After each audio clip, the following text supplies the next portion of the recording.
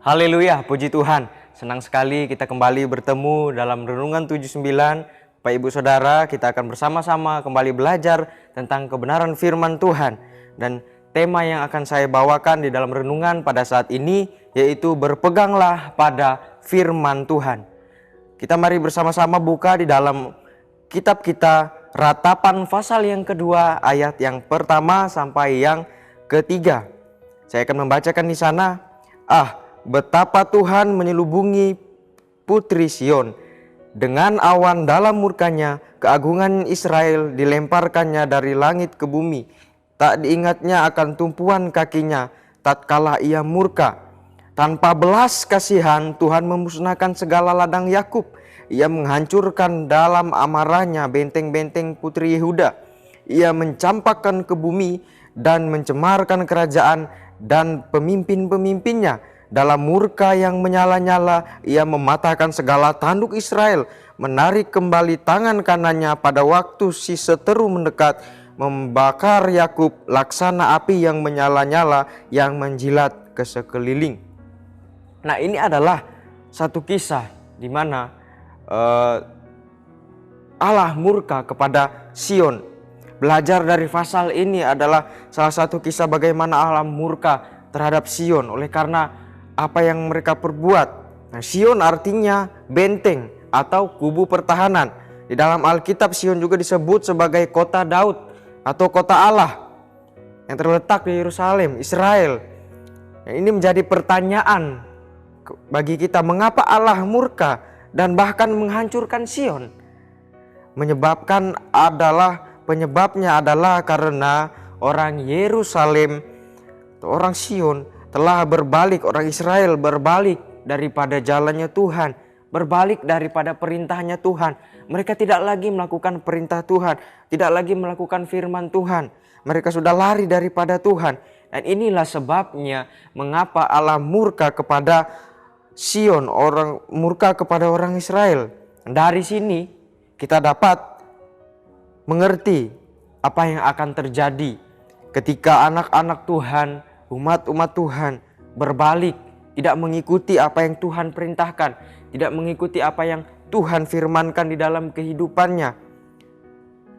Yang terjadi adalah Allah murka kepada orang yang tidak hidup sesuai dengan firman Tuhan. Allah murka kepada orang yang hidup tidak sesuai dengan perintahnya Tuhan. Dan oleh karena itu mari kita sama-sama sebagai anak-anak Tuhan, umat Tuhan, sebagai orang percaya, mari kita hidup terus berpegang pada firman Tuhan. Mengapa? Dan poin yang akan kita pelajari yaitu karena Allah adalah sumber kehidupan kita. Amsal pasal yang ke-14 ayat yang ke-27. Kalau kita bisa melihat di dalam Amsal pasal yang ke-14 ayat yang ke-27, di sana dikatakan, takut akan Tuhan adalah sumber kehidupan sehingga orang terhindar dari jerat maut. Dikatakan takut akan Tuhan adalah sumber kehidupan sehingga orang terlepas dari jerat maut. Kita terlepas dari bahaya ketika kita terus takut akan Tuhan, karena Tuhan adalah sumber kehidupan kita. Kita percaya kepada Tuhan. Kita harus percaya kepada Tuhan yang menjadi sumber kehidupan kita. Allah sang pemberi firman itu adalah sumber kehidupan bagi kita. Tetapi Bapak Ibu Saudara-saudari, dalam kehidupan kita ini, dalam kehidupan manusia, ada dua keadaan yang membuat seseorang manusia yang cenderung dapat tergoda untuk tidak berpegang pada perintah Tuhan, untuk tidak berpegang pada firman Tuhan, yakni kesusahan dan kemakmuran. Dua hal ini adalah menjadi satu hal yang dapat membuat seseorang dapat tidak melakukan firman Tuhan. Dalam kesusahan dapat membuat seseorang menjadi ragu ketika ia dalam kesusahan, ia dalam kesedihan, ia merasakan tidak ada pertolongan dalam kehidupannya. Itu yang membuat kehidupannya, imannya menjadi ragu kepada Tuhan. Ia meragukan pemeliharaan Tuhan di dalam kehidupannya. Ia meragukan kasih Tuhan yang adalah sumber kehidupan itu. Ia meragukan Tuhan di dalam kehidupannya. Dan sementara itu kemakmuran, atau dengan kata lain dalam kesenangan. Ketika orang dalam masa-masa kesenangan, dalam masa kemakmuran, ini dapat membuat seseorang lupa diri dan merasa bahwa tidak lagi membutuhkan Tuhan dalam kehidupannya. Ia merasa tidak lagi membutuhkan berkat yang daripada Tuhan. Sudah mulai tidak datang beribadah, sudah tidak datang ke gereja, atau sudah tidak datang memuji menyembah Tuhan, berdoa secara pribadi kepada Tuhan.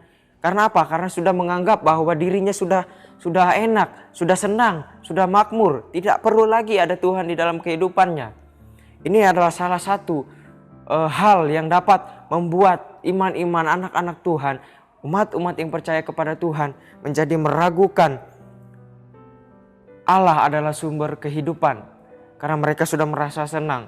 Dan hati-hati Bapak Ibu Saudara sekalian, ini adalah satu hal yang sangat banyak terjadi dalam kehidupan umat-umat Tuhan, orang-orang percaya di luar sana. Tapi saya yakin dan percaya kita yang benar-benar adalah anak Tuhan, umat Tuhan, Jemaat GPD El Shaddai, benar-benar memegang iman percaya kepada Tuhan dan benar-benar mengerti, tahu Allah adalah sumber kehidupan di dalam hidup kita semuanya.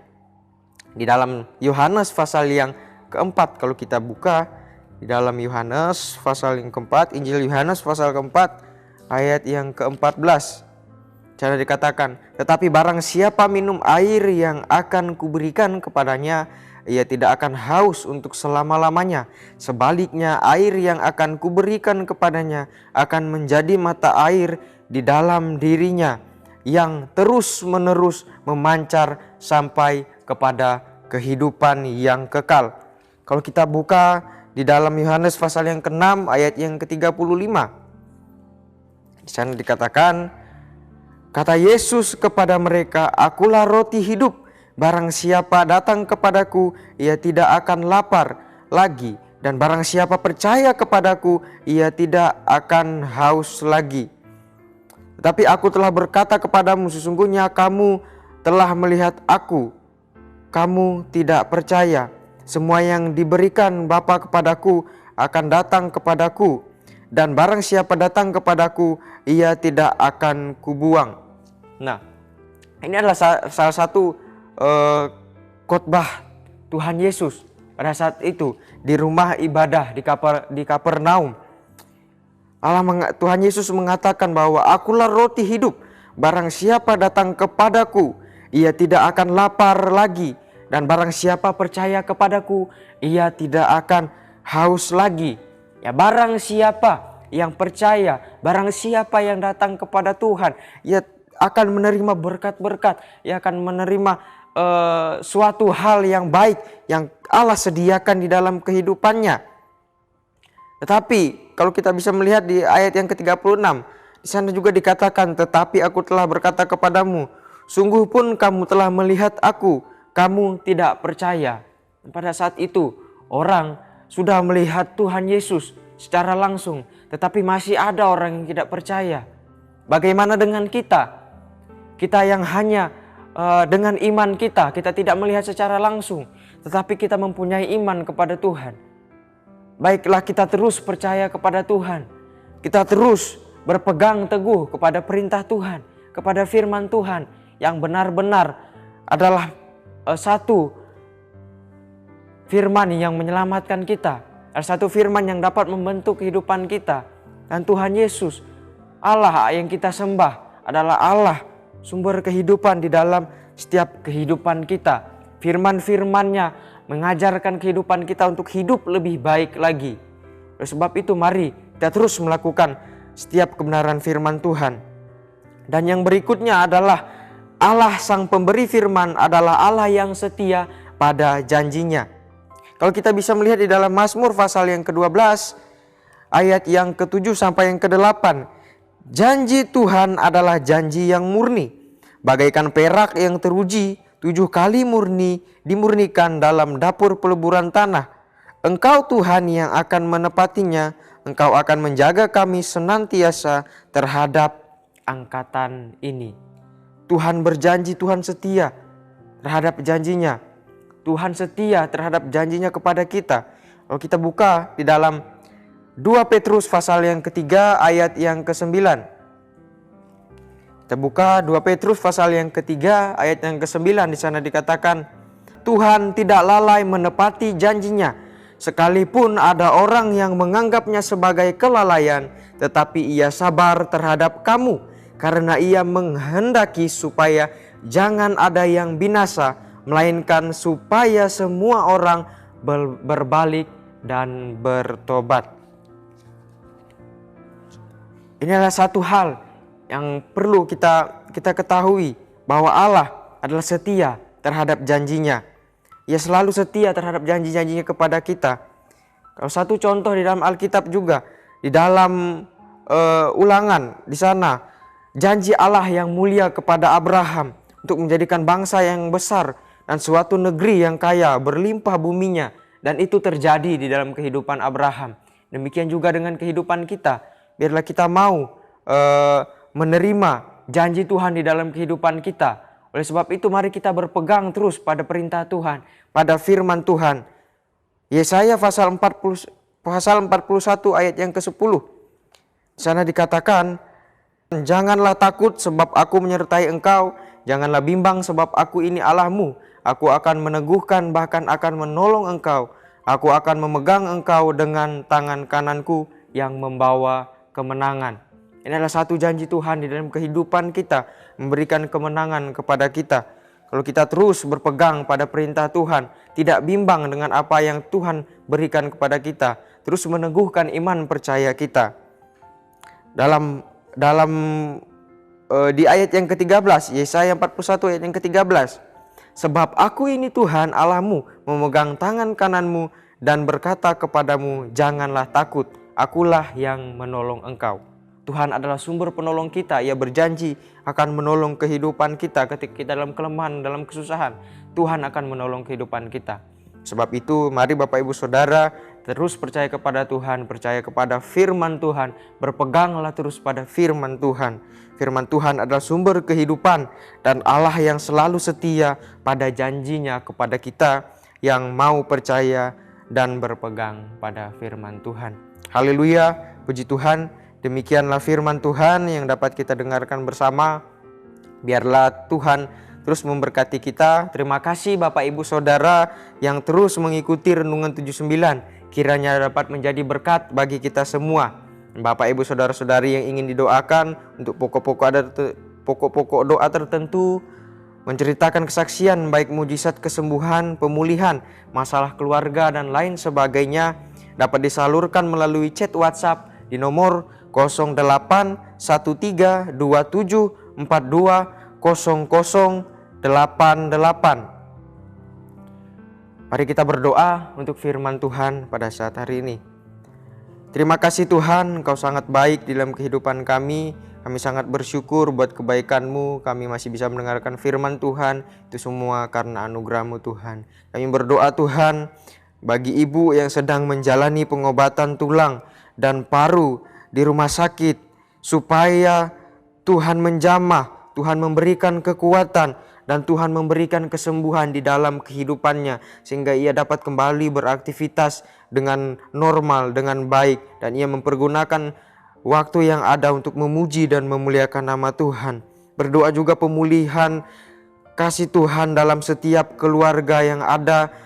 Keluarga Jemaat GPD El Shaddai, biarlah Tuhan terus memberkati, kasih Tuhan berlimpah dalam setiap kehidupan keluarga Jemaat GPD El Shaddai. dan hikmat Tuhan bagi yang menjalani studi, melakukan pekerjaan. Tuhan berikan kepandaian, hikmat daripada Tuhan untuk mereka melakukan pekerjaan mereka, untuk mereka menjalani studi-studi mereka yang ada. Jemaat GPD El Shaddai Magelang, biarlah dapat mereka kerjakan dengan baik. Itu semua ada campur tangan Tuhan dalam kehidupannya. Berdoa bagi pertumbuhan iman keluarga umat Tuhan, jemaat GPD El Shaddai yang ada. Biarlah Tuhan menguatkan iman-iman kepercayaan mereka untuk tetap berpegang pada perintah Tuhan, berpegang pada firman Tuhan, berpegang kepada apa yang Tuhan inginkan, Tuhan mau di dalam kehidupan setiap umat Tuhan yang ada. Terima kasih Tuhan, damai sejahtera dan kasih dengan iman dari Allah Bapa dan dari Tuhan Yesus Kristus menyertai kami jemaat GPD El Shaddai. Kasih karunia menyertai kami yang mengasihi Tuhan Yesus Kristus dengan kasih yang tidak binasa. Terima kasih Tuhan, kami mengucap syukur di dalam nama Tuhan Yesus Kristus. Haleluya. Amin.